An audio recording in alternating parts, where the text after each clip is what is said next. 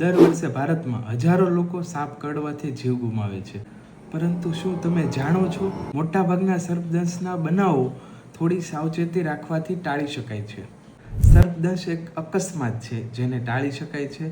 સર્પદંશથી બચવા માટે શું કરવું જોઈએ? રાત્રે હંમેશા ટોર્ચનો ઉપયોગ કરો. ખેતર, વાડી અથવા અંધારી જગ્યાએ જતા સમયે ટોર્ચ વગર ક્યારેય ન જવું.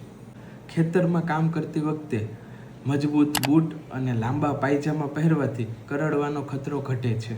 ઝાડીઓ, કચરાઓ, પથ્થર કે લાકડાના ઢગલામાં સાપ છુપાઈ શકે છે, એટલે ઘરની આસપાસ સફાઈ રાખો.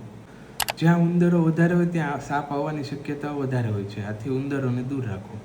હાથ સીધો ખાડા કે ઝાડીમાં ન નાખો, પહેલાં લાકડી વડે તપાસ કરો. ખાસ કરીને ગ્રામ્ય વિસ્તારમાં જમીન પર સૂવાનું ટાળો. ઊંચા પલંગ પર સૂવાનો પ્રયત્ન કરો. સાપની સાથે રમત ના કરવી અને છંછેડવો નહીં.